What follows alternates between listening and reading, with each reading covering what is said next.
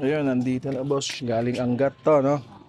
Ayan. Ay, pinadala ni pa-assist sa atin si Guitar Supreme Trading Incorporation.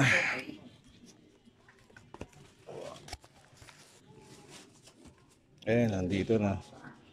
So, sabay nating tignan. Sabay-sabay nating tignan, men. Ayun, no? May case pa pala.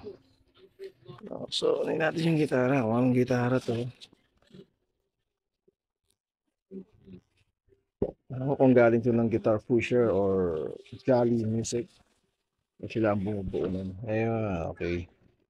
Ito yung laman niya, divisor. Yan, so ito na siya guys, divisor. Yan. Wow, ganda ng kulay. Blue. Metallic blue siya. Ayan, napatira ng string. So naki-assist sa atin yung nakisuyo. Yung Guitar Supreme Trading Incorporated. Dahil tayo nila eh. Kasama tayo sa kanilang mga tinatawag na accredited. Yan. So ang sabi naka-setup na daw. Pero palagay ko hindi pa. Basic setup nilagyan nila siguro or pero yung pickup heights hindi pa nagagalaw, no? So ayun yung mga niya, nakikita yung hindi pa na setup kasi magaspang at hindi makintab yung mga pret, no? Ayan, siguro ginawa na ng basic and pinabaan nila yung nut. Yun lang siguro. So, check natin at re-restring natin. Setup pa natin ng kahit basic para lalong gumanda, okay? Thank you sa Guitar Trading Incorporated. Ayun, ito yung divisor na galing sa GSTI Guitar Supreme Trading, no? Naka-setup na raw ito, basic. Ayun, nata naman. Okay. Basic lang to, siguro binaba lang sa nut. No? So, nag-assist sila sa atin.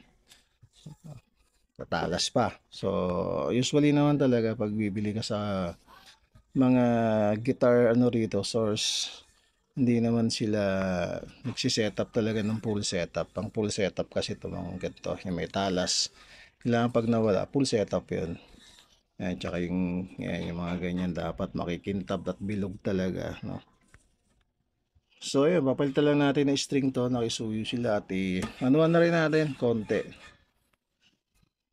Tanggalin natin yung konting talas kaya kahit papaano matuwa naman. Okay? Alright. Ayan, tinatanggal ko na yung mga talas. Masyadong matalas yung mga gilid nito. So tinatanggal ko para naman si client matuwa naman.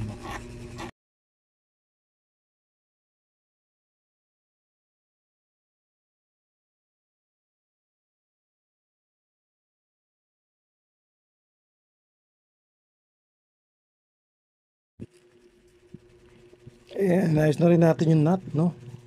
Masyadong mataas, malalim na yung nakagatla nung nung string slot. So dapat bantay at i-balance para hindi masyadong ipit yung string at makahinga siya ng maayos. Alright. Ayun, okay na sir. Ayan, naka-intonate na to tsaka naka-reduce siya na maayos. Magkaka-level lang yung taas ng string. Ayan, tapos yung fret niya wala rin talim dito. Ayan, makinis at makintab na uli yung fret niya. Binlagyan ko lang ng basic setup. Kasi initial setup lang yung nagawa dito ng mga crew nyo. Oo. Yun na, tinayos ko na rin. Binabaan ko kasi halatang halatahin ko yung lalim. Tangkita.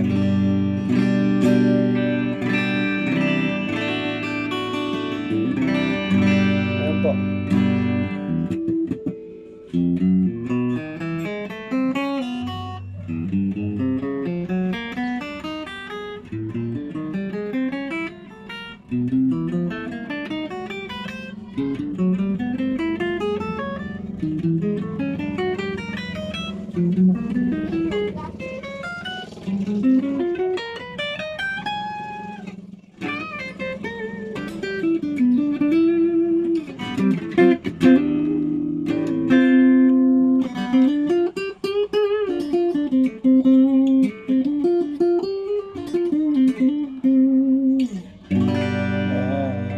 sabit.